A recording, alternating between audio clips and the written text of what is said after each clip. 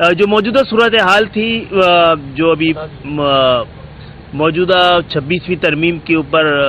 ہم سب کے اپنے اپنے موقف تھے، تو ہمیں یہ موقع ملا کہ اس حوالے سے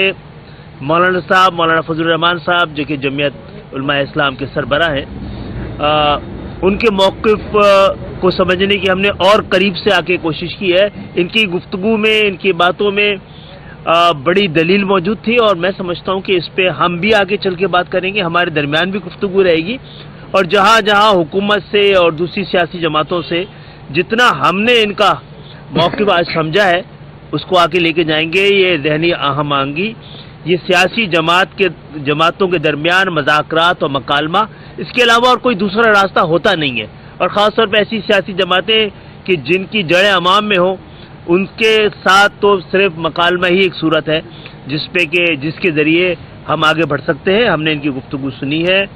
اور ان کے بہت سارے نقطۂ نظر کو سمجھنے میں ہمیں مدد ملی ہے، اس میں بڑی دلیل تھی، اور یہ بات آگے چل کے ہم اور کریں گے۔ بسم اللہ الرحمن الرحیم۔ میں متحدہ قومی موومنٹ کی اس قیادت کا انتہائی شکر گزار ہوں کہ انہوں نے ہمارے موقف کو سنا اور تسلی کے ساتھ سنا۔ جہاں تک 26ویں ترمیمی بل کا تعلق ہے، وہ تو اتفاق رائے سے پاس بھی ہو چکا ہے اور اس کا گزٹ نوٹیفیکیشن بھی ہو چکا ہے، لیکن جو دینی مدارس کے حوالے سے قانون سازی ہوئی تھی اور پھر اس کے بعد اس پر ایوان صدر نے اپنے اقدامات کے تحت الجھا دیا معاملے کو، تو ہماری نظر میں چونکہ اب وہ ایکٹ بن چکا ہے اور ہمارا مطالبہ حکومت سے یہ ہے کہ اب آپ اس کا گزٹ نوٹیفیکیشن کریں، اور اگر آپ سمجھتے ہیں کہ اس میں کچھ مزید اصلاح کی ضرورت ہے یا کچھ اس میں اضافے کی ضرورت ہے، تو گزٹ نوٹیفیکیشن کے بعد بھی تو حکومت جو ہے کوئی ترمیم لا سکتی ہے، پارلیمنٹ موجود ہے، تو اس وقت جو ایک عمل مکمل ہو چکا ہے اس کو مکمل تسلیم کیا جائے۔ تو یہ موقف ہم نے ان کی خدمت میں بھی عرض کیا، آج میں نے پارلیمنٹ میں بھی اس پر تفصیلی گفتگو کی ہے، اور میں ان سے توقع رکھتا ہوں کہ وہ ہماری گفتگو کو ہمارے دلائل کی روشنی میں اپنے فورم پہ لے جائیں، حکومتی فورم پہ لے جائیں، اور کوشش کریں کہ وہ ہمارے اس موقف کو تسلیم کر لیں تاکہ کسی قسم کے سیاسی تنازع سے ہم ملک کو تحفظ دے سکیں۔ جی، آج ہمیں یہ بھی موقع ملا ہے کہ 26ویں ترمیم کے حوالے سے جو ہمارا نقطہ نظر تھا کہ پاکستان کی جمہوریت کو اگر استحکام دینا ہے تو اس کو پائے پہ تو کھڑا کریں، وہ ستونوں پہ تو کھڑا کریں جس کے ذریعے جمہوریت مضبوط ہوتی ہے۔ تو جو بنیادی جمہوریت ہے، تھرڈ ٹیئر آف گورنمنٹ ہے، اس کے حوالے سے جو ہمارا موقف ہے وہ ہم نے مولانا صاحب کو دیا ہے، اور ان سے درخواست کی ہے کہ اس کو دیکھیں بھی، اگر ہم اور یہ اس پہ ہم آہنگ ہوتے ہیں تو آگے مل کے اس کو بھی ایوان میں دوبارہ لانے کی ضرورت ہے۔ یہی ایک ایسا نقطہ ہے اور یہی ایک نسخہ ہے جس کے ذریعے ہم جمہوریت کے ادوار میں بنیادی جمہوریت اور تھرڈ ٹیئر آف گورنمنٹ کو ہمیشہ کے لیے اس کو یقینی بنا سکتے ہیں۔ آج بہت زبردست ہمارے درمیان گفتگو ہوئی ہے اور بہت سارے ایسے مسائل پہ بھی ہوئی ہے جس سے پاکستان کے عوام کے درمیان ذہنی ہمانگی کے لیے اور جو مختلف سیاسی عقائد، مختلف سیاسی نظریے اور جماعتیں ہیں، ان کے درمیان تمام تر اختلافات کے باوجود گفتگو کا سلسلہ جاری رہے۔ ایم کیو ایم کی طرف سے جو ان کی ترامیم کے حوالے سے تجاویز تھی، جس طرح 26ویں ترمیم میں اگر یہ ترمیم نہیں سموئی گئی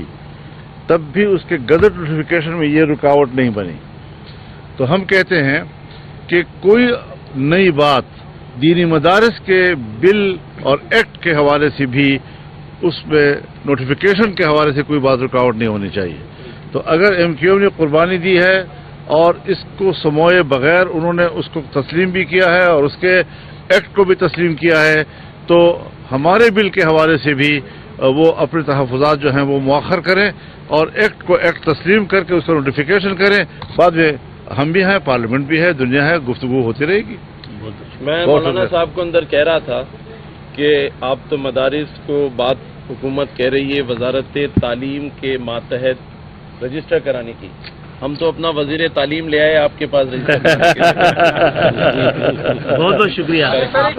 وہ رجسٹر ہو بھی گیا. کچھ علماء کے جو تحفظات تھے یا وہ بھی سنے, مولانا صاحب سے بھی ملاقات کی, تو مولانا صاحب کے جو مدارس کے حوالے سے آپ مکمل حمایت کر رہے ہیں؟ دیکھیے وہ اس دن بھی کیونکہ علماء نے چاہا تھا کہ ہم ان کے نقطہ نگاہ کو سنیں تو ہم نے جا کے سنا تھا. آج ہم خود آئے ہیں, مولانا صاحب کا نقطہ نگاہ کو کسی طرح آپ اگنور نہیں کر سکتے, اور ان کی گفتگو میں جیسے میں نے پہلے بھی کہا بڑی دلیل ہے, اور اس دلیل کو لے کے ہم آگے جائیں گے. اچھا مولانا صاحب یہ بتائیے گا کہ آپ کے یقیناً حکومت سے اس حوالے سے رابطے تو ہوئے ہیں, جو آپ کہہ رہے ہیں کہ گزٹ نوٹیفکیشن جاری کیا جائے, حکومت کا اس میں کیا موقف ہے, اور اگر اس سے تھوڑی تاخیر ہوتی ہے کس قسم کی آئینی پیچیدگیاں ہو سکتی ہیں آپ کی نظر میں؟ دیکھیے ہم کوئی غلط مثالیں, غلط نظائر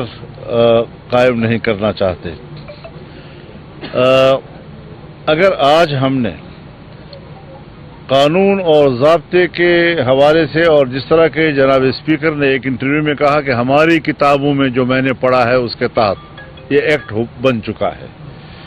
اگر آج ہم ایکٹ بننے کے باوجود اس کو کسی بحث میں الجھاتے ہیں, کسی نئی تجویز کو اس میں لاتے ہیں, تو پھر ایک ایسی مثال قائم ہو جائے گی کہ آنے والے وقت میں ہر ایک کے لیے مشکلات پیدا کرے گی. لہذا آئین اور قانون کے ضابطے کے تحت اس کو مزید نہ الجھایا جائے, اس کو حل کر دیا جائے, اور جب وہ حل ہو جاتا ہے تو ملک ہے, پارلیمنٹ ہے, ہم ہیں, آپ ہیں, بات چیت ہے, گفتگو ہے, جو تجویز آپ لائیں گے یا ہم لائیں گے اس پر بات ہو سکے. خالد مقبول صدیقی صاحب, آپ نے دونوں طرف کا موقف سن لیا ہے, آپ کے خیال میں کس کے موقف میں وزن ہے اور آپ جناب کس کی حمایت کریں گے؟ دیکھیں وہ مولانا صاحب کے ساتھ بھی اپنی پوری ٹیم تھی, ان کے بھی ساتھ بھی وفاق کے لوگ ہیں, ہم کے دونوں نقطۂ نظر کو سمجھا. آج ایک طرف سنا تھا, آج دوسری طرف سن لیا. میں سمجھتا ہوں مولانا صاحب کے گفتگو میں اور ان کے نقطۂ نظر میں بڑی دلیل موجود ہے, جس دونوں دلیلوں کے ساتھ بیٹھنا چاہیے اور اس پر بات کرنی چاہیے, راستہ نکل جائے گا. بہت مضبوط گفتگو کی ہے مولانا صاحب نے آج. اچھا مولانا صاحب, حکومت یہ کہہ رہی ہے کہ آپ کی خدمات جو ہیں وہ پی ٹی آئی سے مذاکرات کے حوالے سے دی جا سکتی ہیں. مجھے دیکھیے جس بات کے حوالے سے مجھ تک کوئی بات نہ پہنچی ہو, میں اس پر کیسے تبصرہ کر سکتا ہوں؟ حضرت مدارس کے حوالے سے اگر یہ بل نہیں پاس ہوتا اور آپ کوئی تحریک چلاتے ہیں تو کیا پی ٹی آئی آپ کے ساتھ اس تحریک میں شامل ہوگی احتجاج؟ میرے خیال میں بل پاس ہو چکا ہے. اگر نہیں, اگر کا کیا سوال ہے؟ اب تو اگر ختم ہو گیا ہے, مولانا صاحب اب تو ہم نکاح ہو چکا ہے, صرف رخصتی باقی ہے, آپ سمجھیں بات. اگر رخصتی نہیں ہوتی اور آپ سڑکوں پہ آتے ہیں تو پی ٹی آئی آپ کے ساتھ سڑکوں پہ آئے گی؟ تو پھر اگر آپ کے نکاح کے بعد رخصتی نہیں ہوگی, جو آپ کا فیصلہ ہوگا وہی ہمارا فیصلہ ہوگا.